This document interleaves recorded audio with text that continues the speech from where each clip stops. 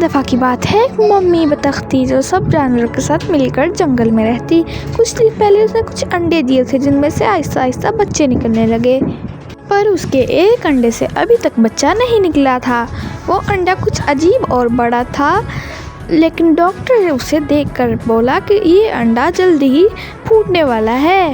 کچھ دیر بعد وہ انڈا سچ میں پھوٹنے لگا۔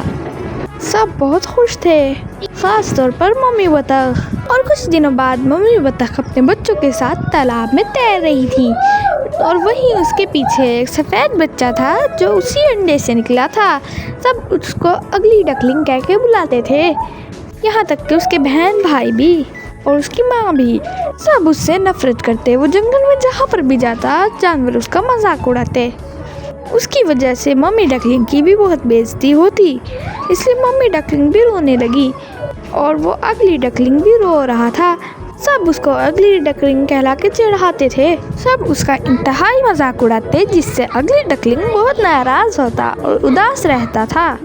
مگر ممی بطخ کو یہ نہیں پتا تھا کہ یہ اس کا انڈا نہیں ہے۔ جب اس کے سارے بہن بھائی خوبصورت تالاب میں کھیلتے تو وہ بیچارہ ایک کونے میں بیٹھا رہتا اور روتا رہتا، کیونکہ اس کے ساتھ کوئی کھیلنے کو راضی ہی نہیں تھا۔ اسی طرح وہ ناراضگی سے اکیلا اپنے گھر سے بھاگ گیا۔ وہ چلتا گیا اور کہیں دور جا پہنچا۔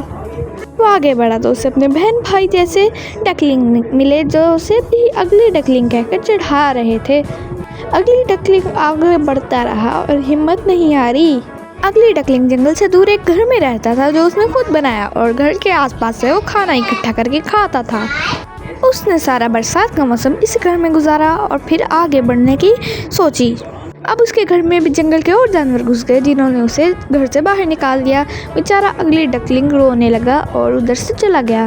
جلدی سردی کا موسم آیا اور بیچارہ اگلی ڈکلنگ ایک جھاڑی کے پیچھے چھپ کر بیٹھا رہتا۔ دوسرے جانور اسے دیکھ کر ہنستے، کیونکہ اگلی ڈکلنگ کے پاس کچھ گرم کپڑے وغیرہ نہیں تھے۔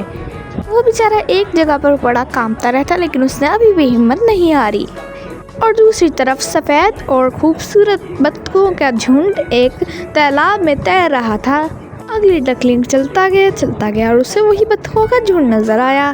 پہلے تو اگلی ڈکلنگ کو پتہ نہیں چلا، پھر اس نے غور سے پانی میں دیکھا تو وہ ڈکلنگز اگلی ڈکلنگ کے جیسے تھے۔ وہ یہ دیکھ کر حیران ہو گیا اور باقی کے ڈکلنگز نے اسے اپنا دوست بنا لیا۔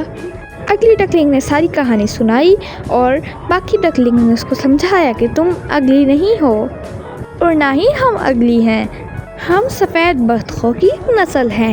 جس کے بعد اگلی ڈکلنگ وہ پیارا خوبصورت ڈکلنگ باقی کے ڈکلنگز کے ساتھ مل کر رہنے لگا اور خوشی خوشی سے اپنی زندگی گزاری۔